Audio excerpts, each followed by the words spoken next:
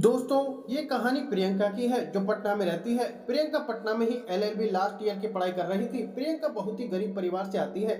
उसके पापा एक ऑटो ड्राइवर थे और अपने परिवार का पालन पोषण करते थे। दोस्तों, प्रियंका की दो बहनें थी, लेकिन प्रियंका उन दोनों से बड़ी थी। प्रियंका के पापा सोचते हैं कि उनकी बेटी की अब शादी की उम्र हो गई है, तो कोई अच्छा सा लड़का देखकर प्रियंका की शादी कर देनी चाहिए। और फिर वो प्रियंका के लिए लड़का देखना शुरू भी कर देते हैं। कुछ समय के बाद प्रियंका के मामा उसके लिए एक लड़का देख लेते हैं और प्रियंका के पापा से बताते हैं कि लड़का अच्छा है, एक सरकारी टीचर है और स्कूल में पढ़ाता है। दोस्तों, उस लड़के का नाम सोनू होता है। अब प्रियंका के पापा सोनू की फैमिली से मिलकर बात करते हैं और प्रियंका का रिश्ता सोनू के साथ पक्का कर देते हैं। लेकिन दोस्तों, इस शादी में एक दिक्कत बहुत ज्यादा बाधा डाल रही है और वो प्रॉब्लम ये थी कि दहेज में लड़के वाले एक 4 पहिया गाड़ी मांग रहे थे और गाड़ी भी उन्हें सिंपल नहीं बल्कि 25-30 लाख वाली बड़ी 4 व्हीलर चाहिए थी। लेकिन दोस्तों, प्रियंका के पापा इतने अमीर नहीं थे। वो तो एक साधारण से ऑटो चालक थे, उनके पास इतना पैसा नहीं था। वो इतनी बड़ी गाड़ी या इतना ज्यादा दहेज कहाँ से दे पाते। लेकिन फिर भी जब रिश्तेदारी के लोग आपस में बैठकर समझौता करते हैं तो इन दोनों फैमिली के बीच बातचीत तय हो जाती है और प्रियंका के पापा सोनू से और सोनू की फैमिली से कहते हैं कि हमसे जितना ज़्यादा हो सकेगा हम आपको उतना ज़्यादा दहेज दे देंगे, लेकिन बात अगर गाड़ी की जाए तो हम तुम्हें गाड़ी इतनी महंगी नहीं दे सकते हैं। जो गाड़ी हमें समझ में आएगी या जो भी हमें अच्छा लगेगी वो गाड़ी हम आपको दे देंगे। लेकिन जो लड़का सोनू होता है वो अपनी हट लगा लेता है कि नहीं, मुझे तो सिर्फ 25-30 लाख वाली बड़ी गाड़ी ही लेनी है। लेकिन दोस्तों, सोनू इस रिश्ते को छोड़ना भी नहीं चाहता था, क्योंकि प्रियंका देखने में बेहद खूबसूरत थी और वो पढ़ाई भी कर रही थी। इसी साल उसका एलएलबी का फाइनल ईयर था और वो जज बनने के लिए पेपर की तैयारी भी कर रही थी। और कुछ टाइम के बाद वो जज भी बन जाती है और अगर जज नहीं भी पाई तो एक काबिल वकील तो पक्का बन ही जानी चाहिए। इस वजह से सोनू की फैमिली भी सोचती है कि प्रियंका पढ़ाई लिखाई में बहुत अच्छी है, तो थोड़ा बहुत ऊपर नीचे करके बस ये शादी को कर ही लिया जाए। अब सोनू के माता पिता प्रियंका के माता पिता से बातचीत करते हुए कहते हैं कि चलो ठीक है, जो कुछ भी आपसे बन पाए आप लोग दहेज में दे देना, हमें कोई नाराजगी नहीं है इस बात से। और दोस्तों, अब सोनू और प्रियंका की शादी की तारीख बिल्कुल तय कर दी जाती है। दोस्तों, जैसे जैसे शादी के दिन करीब आने लगते हैं तो प्रियंका के पापा की टेंशन बढ़ने लगती है। वो बहुत ज़्यादा स्ट्रेस से गुजर रहे थे, क्योंकि दोस्तों वो एक साधारण सा ऑटो रिक्शा चलाते थे। दिन भर रिक्शा चलाने के बाद में सिर्फ घर के खर्च के लिए ही कुछ पैसे जुड़ पाते थे। अब वो इतना पैसा कहाँ से लाए जिससे दहेज का सामान खरीदा जा सके और लड़के के लिए 25-30 लाख की गाड़ी खरीद पाए। प्रियंका के पापा के पास थोड़ी सी खेती की जमीन भी थी, जिसमें वो अनाज वगैरह पैदा करते थे और अपने खाने के लिए अनाज उगाते अपना जीवन यापन करते थे। दोस्तों, प्रियंका के पापा को अब कोई दूसरा रास्ता दिखाई नहीं दे रहा था। वो अपनी इस जमीन को एक बनिए के पास गिरवी रख देते हैं और कुछ पैसा वो उस बनिए से ले लेते हैं। अब सोनू को दहेज देने के लिए सामान खरीदना शुरू कर देते हैं और उसी पैसे से वो 8 लाख की एक 4 व्हीलर कार भी खरीद लेते हैं, जो कि मारुति वालों की वैगनार गाड़ी थी। क्योंकि प्रियंका के पापा को भी दिखाई दे रहा था कि सोनू एक सरकारी टीचर है और बढ़िया पैसा वो कमा रहा है। अगर उसकी कहीं और भी शादी होगी तो इतना दहेज तो उसे फिर भी देना ही होगा, और अगर प्रियंका की शादी इस घर में हो जाती है तो हमारी बेटी इस घर में बहुत ही खुशहाल जिंदगी बिताएगी। ये सब बातें ही उनके दिमाग में चल रही थी, इसलिए वो अपनी पुश्तैनी जमीन को गिरवी रख अपनी बेटी प्रियंका की शादी सोनू से तय कर देते हैं।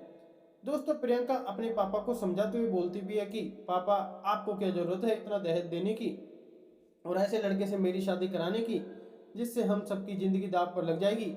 ना तो इसके बाद हमारे पास जमीन रहेगी, ना खाने के लिए अनाज उगा पाएंगे।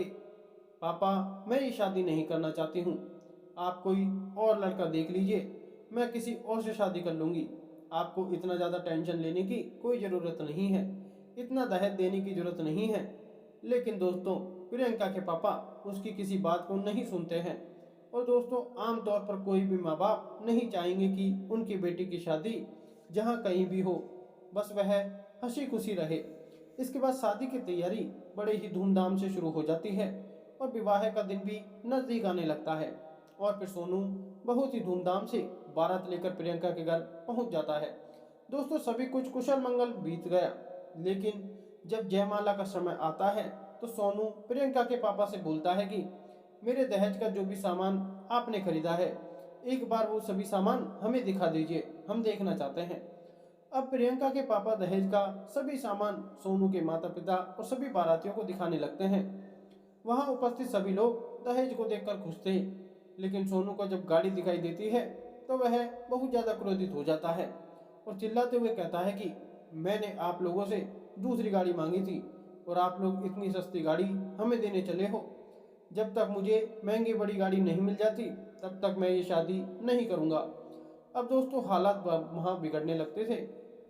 शादी का पूरा माहौल बना हुआ था, सैकड़ों की तादाद में लोग वहाँ जमा हुए थे शादी को अटेंड करने के लिए। अब दूल्हे की ये बात सुनकर सभी लोग हैरान परेशान हो जाते हैं और प्रियंका के पापा सोनू से हाथ जोड़ते हुए विनती करते हैं कि बेटा, मैं जितना भी कर सकता था मैंने आपके लिए किया है, और बात सिर्फ एक गाड़ी की ही नहीं है। आप मेरी बेटी को भी तो देखिए, वो बहुत पढ़ी लिखी और काबिल लड़की है और भगवान ने चाहा तो जल्द ही एक जज बन जाएगी, या जज नहीं भी बनी तो एक अच्छा वकील तो पक्का बन ही जाएगी। उसकी तरफ भी तो आप गौर कीजिए। लेकिन सोनू प्रियंका के पापा की किसी बात पर ध्यान नहीं देता और इतने में ही सभी रिश्तेदार पास इकट्ठा हो जाते हैं और सभी लोग सोनू के मम्मी पापा को समझाते हैं कि ऐसे मत कीजिए, अपने बेटे को शांत करिए और इज्जत के साथ ये शादी कर लीजिए। काफ़ी अच्छे लोग हैं बेचारे। अब सोनू के मम्मी पापा सोनू को बहुत समझाने की कोशिश करते हैं, लेकिन सोनू किसी की कोई बात नहीं सुनता। वो अपनी जिद से पीछे हटने का नाम ही नहीं लेता। सोनू के पापा उसे समझाते हुए कहते हैं कि बेटा, जो कुछ भी इन्होंने दे दिया है बस ठीक है, अब इसमें इतना नाराज होने की, चिंता करने की कोई ज़रूरत नहीं है। लड़की बहुत अच्छी है, तुम आराम से शादी कर लो। लेकिन दोस्तों, सोनू का गुस्सा उसके दिमाग पर हावी हो चुका था। वो किसी की नहीं सुनता है और प्रियंका के पापा को 3-4 थप्पड़ मार देता है। इतना सब कुछ होने के बाद भी प्रियंका के पापा सोनू के पैरों में गिरकर उससे विनती करते हैं कि आप ये शादी कर लीजिए, मेरी बेटी की ज़िंदगी खराब हो जाएगी, इसमें उसकी कोई गलती नहीं है। रही बात गाड़ी की, तो मैं कुछ दिनों में और पैसों का बंदोबस्त करके आपको पैसा दे दूंगा। फिलहाल आप ये दहेज स्वीकार कर लीजिए और ये शादी कर लीजिए। तभी प्रियंका को उसकी दोस्त बताती है कि सोनू ने तुम्हारे पापा को थप्पड़ मारे हैं बड़ी गाड़ी न देने की वजह से। दोस्तों, प्रियंका को जब ये बात पता चलती है तो वह बहुत ज़्यादा परेशान हो जाती है। प्रियंका एक कमरे में सज संवर कर दुल्हन के रूप में बैठी हुई थी और वो जयमाला में जाने के लिए इंतजार कर रही थी कि थोड़ी ही देर बाद वो जयमाला के लिए जाएगी और अपने होने वाले पति को वरमाला डालेगी। लेकिन जब उसको ये बात पता चली कि सोनू ने उसके पापा पर हाथ उठाया है, तब प्रियंका भागी दौड़ी अपने पापा के पास जाती है और देखती है कि सोनू ने सिर्फ एक गाड़ी को लेकर ये इतना बड़ा हंगामा खड़ा कर दिया है। अब प्रियंका सोनू से बहुत ज़्यादा नाराज हो जाती है और गुस्से में वो सोनू से कहती है कि तुम जैसे लालची कमीने इंसान से मैं कभी शादी ही नहीं कर सकती, चाहे इसके लिए मुझे किसी भी हद तक जाना पड़े। दोस्तों, प्रियंका अपने पापा से भी कहती है कि पापा, मैंने तो आपको पहले ही बहुत मना किया था कि जो इंसान हमसे इतना ज़्यादा दहेज लेकर शादी कर रहा है उसका क्या भरोसा है कि वो आगे ज़िंदगी में मुझे खुश रख पाएगा भी या नहीं, क्योंकि इन्हें सिर्फ दौलत से मोहब्बत है। ज़रा सोचिए कि अगर ये शादी हो जाती है और मैं अपने ससुराल चली जाती हूँ तो ये मेरा पति मुझे हमेशा बात बात पर जलील करेगा, मेरे साथ मारपीट करेगा और दहेज की वजह से मुझे सताएगा। इस तरह के नीच लड़के से शादी करने से बेहतर है कि मैं अकेले अपनी ज़िंदगी गुजार लूँ। दोस्तों, ये सब बातें सुनकर वहाँ मौजूद सभी लोग हैरान परेशान हो जाते हैं। अब किसी को कुछ समझ नहीं आता है कि आखिर करें तो क्या करें। लेकिन दोस्तों, सोनू भी अपनी जिद लगाए बैठा हुआ था कि जब तक मुझे बड़ी गाड़ी नहीं दी जाएगी मैं ये शादी हरगिज़ नहीं करूँगा। और होता भी कुछ ऐसा ही है। दोनों पक्षों में विवाद होते होते करीब रात के 12 बज चुके थे, लेकिन इस विवाद का कोई नतीजा सामने आने को तैयार नहीं था और आखिरकार सोनू अपनी बारात को वापस लौटकर अपने घर ले जाता है। बारात को वापस लौटता देख प्रियंका के फैमिली वाले बहुत ज़्यादा परेशान हो जाते हैं। उनकी आंखों में आंसू बहने लगते हैं, क्योंकि दोस्तों, प्रियंका के पापा ने बड़ी ही मुश्किलों से इन पैसों को इकट्ठा किया था और अब जब शादी होने का दिन आया तो लड़का बारात वापस कर अपने घर चला जाता है। यही सब बातें सोच सोच कर प्रियंका के परिवार वाले बहुत परेशान हो जाते हैं और प्रियंका भी अब बहुत टूट चुकी थी। उसको भी कुछ समझ नहीं आ रहा था कि अब वो क्या करे, क्योंकि दोस्तों जो खेती की जमीन उनके पास थी जिसमें वो अपने खाने के लिए अनाज चावल उगाते थे, उस जमीन को भी गिरवी रख दिया था और जो पैसा मिला था सभी पैसों से वो दहेज का सामान खरीद चुके थे और अब ये सामान किसी काम का भी नहीं था। उनका बहुत बड़ा नुकसान ये हो चुका था। लेकिन दोस्तों प्रियंका अपना हौसला टूटने नहीं देती है और खुद को संभालती है और फिर कुछ दिनों बाद पटना जाकर अपनी एलएलबी की पढ़ाई फिर से शुरू कर देती है। दोस्तों कुछ दिनों बाद ही प्रियंका के गांव में एक दूसरी लड़की की शादी होने वाली थी, तो प्रियंका के पापा सभी दहेज का सामान कम पैसों में उन्हें बेच देते हैं, जिससे उनका कुछ पैसा रिटर्न आ जाता है और वो सामान भी चला जाता है। दोस्तों प्रियंका खूब मेहनत और मन लगाकर अपनी पढ़ाई कर रही थी और जब उसका एलएलबी फाइनल ईयर था भी कंप्लीट हो जाता है, फिर वो सिविल जज की तैयारी करने लगती है। पढ़ाई करने के साथ साथ वो गांव के छोटे छोटे बच्चों को ट्यूशन भी दिया करती है, जिससे उसकी फीस का खर्च निकल जाया करता था। दोस्तों पहले अटेम्प्ट में जब प्रियंका सिविल जज का एग्ज़ाम देती है तो वो पास नहीं हो पाती, लेकिन वो अपनी हिम्मत नहीं हारती और फिर से तैयारी करके दूसरी बार एग्ज़ाम देती है। लेकिन दोस्तों दूसरी बार भी उसकी किस्मत खराब ही रहती है और निराशा उसे हाथ लगती है। वो दोबारा से एग्ज़ाम में फेल हो जाती है, लेकिन दोस्तों वो फिर भी अपना हौसला बढ़ाए रखती है और तीसरी बार जब वो सिविल जज का एग्ज़ाम देती है तो इस बार वो अच्छे अंकों से पास होती है। उसकी कड़ी मेहनत और भगवान की कृपा से वो सफल हो जाती है और फिर कुछ महीने बाद उसकी नियुक्ति सिविल जज के लिए हो जाती है। दोस्तों जिस दिन प्रियंका का सिलेक्शन हुआ था उस दिन वो बहुत रोती है अपने बीते पुराने दिनों को याद करते हुए, क्योंकि दोस्तों उसने अपनी ज़िंदगी में बहुत ज़्यादा कठिनाइयों का सामना किया था। शायद उसने कभी सपने में भी नहीं सोचा था कि उसे अपने जीवन में इतनी जिल्लत झेलनी पड़ेगी। उसके पापा की इज्जत तार तार की जाएगी। आप शायद ही इस कहानी के द्वारा समझ पाए, लेकिन जिस व्यक्ति के जीवन में ऐसा दौर आता है वो इस बात को बहुत अच्छे से समझ चुका होगा। दोस्तों जब प्रियंका जज बन जाती है तो उसके परिवार वाले ईश्वर का लाख लाख शुक्र अदा करते हैं। तो वह अब बहुत खुश थे और सोचते हैं कि चलो ठीक ही हुआ जो प्रियंका की शादी सोनू के साथ नहीं हुई। ईश्वर जो करता है हमारे भले के लिए ही करता है, बस हमें थोड़ा सब्र से काम लेना चाहिए। दोस्तों आसपास के सभी गांव में से ये बात बहुत जल्दी ही फैल जाती है कि लड़की प्रियंका एक सिविल जज बन गई है। अखबार न्यूज के द्वारा ये बात सोनू की फैमिली को भी पता चलती है कि प्रियंका जज बन चुकी है, जिस कारण अब सोनू के घर वाले अपने किए पर पछतावा करने लगते हैं। अब ये बात जब सोनू को पता चलती है कि जिससे उसने दहेज को लेकर शादी नहीं की थी उस लड़की का आज सिविल जज में सिलेक्शन हो गया है, तो वह भी बहुत ज़्यादा दंग रह जाता है और मन ही मन सोचने लगता है कि यार मुझे उस दिन प्रियंका से शादी कर लेनी चाहिए थी।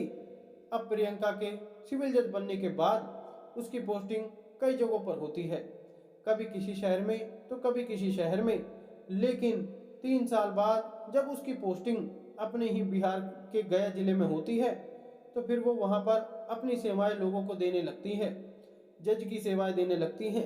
उन्हीं दिनों कोर्ट में एक 60 साल की बूढ़ी अम्मा आती है और अपने वकील के द्वारा प्रियंका से वो कहती है कि जज साहब मेरी ज़मीन मेरे पड़ोस में रहने वाले लोगों ने कब्जा ली है, मेरे पास मेरी ज़मीन के पक्के कागजात भी हैं, लेकिन मैं जब भी उन लोगों से कहती हूँ कि मेरी ज़मीनों पर कोई फसल मत उगाएं, ये मेरी ज़मीन है, तो वो लोग मुझे तंग करते हैं, मुझे परेशान रखते हैं। वो लोग बहुत पैसे वाले लोग हैं, मैं चाहकर भी उनका कुछ बिगाड़ नहीं पाती। मैं आपके पास इस कोर्ट में बड़ी उम्मीदें लेकर आई हूँ। अब आप ही मेरा सहारा हैं और आप ही मुझे इंसाफ दिला सकती हैं। अब प्रियंका उस बूढ़ी अम्मा की ज़मीन के कागजात देखती है तो सभी ज़मीनें बूढ़ी अम्मा के नाम ही वसीयत थी और उन दबंगों की मनमानी की वजह से ज़मीन पर कब्जा किया हुआ था। अब प्रियंका अपने अधिकारियों को उन कब्जा करने वाले लोगों के खिलाफ नोटिस जारी करवाती है और कुछ दिन बाद उन सभी लोगों की कोर्ट में पेशी होती है। दोस्तों, वो लोग जब कोर्ट में आते हैं तो प्रियंका उन्हें देखकर हैरान रह जाती है, क्योंकि उस बूढ़ी अम्मा की जमीन जिन्होंने कब्जा रखी थी वो लोग कोई और नहीं बल्कि सोनू और सोनू के पापा होते हैं। इन्हें देखकर प्रियंका बहुत ज़्यादा अचंभे में पड़ जाती है। सोनू के पापा प्रियंका को देखते ही पहचान जाते हैं और हाथ जोड़कर कहते हैं कि जज साहब, वो ज़मीनें हमारी हैं। हम 30 सालों से उन ज़मीनों को जोत बुआ रहे हैं, लेकिन ये बूढ़ी औरत हम पर झूठा आरोप लगा रही है। अब प्रियंका कुछ देर उनकी बात सुनती है और बोलती है कि अभी आप जरा चुप रहिए। मैं आप लोगों को अच्छे से जानती हूँ कि आप किस तरह के इंसान हो और क्या क्या हरकतें आप लोग करते रहते हो।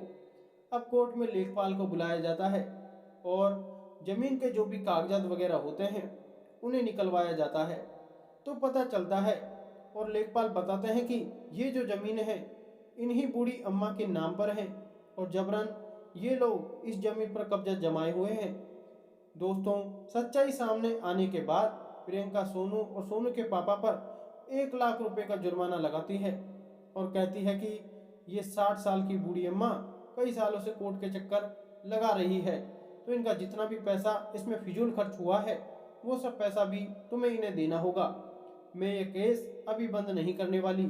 पहले तुम लोगों ने जितनी भी ज़मीन कब्जा की हुई है सारी ज़मीन आज ही मुक्त करो, और अगर कभी जीवन में तुम लोगों ने इन्हें किसी भी तरह से नुकसान पहुंचाने की कोशिश भी की तो फिर मैं अच्छे से जानती हूँ तुम लोगों को जेल के सलाखों के पीछे कैसे डालना है और फिर पूरी ज़िंदगी अपनी जेल में ही गुजारना। तो दोस्तों, सोनू के पापा प्रियंका के आगे हाथ जोड़कर माफ़ी मांगने लगते हैं और कहते हैं कि जज साहब, वो हमारी ही ज़मीन है। लेकिन दोस्तों, जज साहिबा उनके किसी बात को नहीं सुनती हैं और कोर्ट का फैसला सुना देती हैं। सोनू और सोनू के पापा अभी हार नहीं मानते हैं। वो अगले दिन ही प्रियंका के गांव में उसके घर पर पहुंच जाते हैं और बातचीत करते हुए कहते हैं कि प्लीज़ कैसे भी करके वो ज़मीन हमें वापस करा दो। आपको जितना भी पैसा चाहिए हम देने के लिए तैयार हैं। लेकिन प्रियंका उन्हें अपने घर से धक्का मारकर बाहर निकाल देती है और चेतावनी देते हुए कहती है कि आइंदा से हमारे गांव के आसपास भी दिखाई मत देना, वरना अंजाम बहुत बुरा होगा। प्रियंका अपने पापा की हुई बेइज्जती का बदला सोनू से ले लेती है। अब जब प्रियंका के पापा को पता चलता है कि सोनू और उसके पापा की कोर्ट में पेशी हुई थी और उन्होंने एक बूढ़ी औरत के साथ इतना घिनौना काम किया है, तो प्रियंका के पापा भगवान का शुक्र अदा करते हैं कि चलो ठीक ही हुआ जो मेरी बेटी की शादी सोनू से नहीं हुई, नहीं तो ना जाने आगे जाकर क्या क्या दिन देखने पड़ते मेरी बेटी को भी। दोस्तों, प्रियंका के बारे में आपकी क्या राय है और दहेज को लेकर आपकी क्या सोच है? आजकल इस दहेज प्रथा को लोग बहुत ज़्यादा बढ़ावा देने में लगे हैं। सरकार को इस दहेज प्रथा पर रोक लगानी चाहिए या नहीं, कमेंट करके अवश्य बताएं। अगर आपको कहानी जरा भी पसंद आई है तो प्लीज़ हमारे चैनल को सब्सक्राइब कर लीजिए और वीडियो को एक लाइक भी कर दीजिए। मिलते हैं एक नई कहानी के साथ, तब तक के लिए धन्यवाद।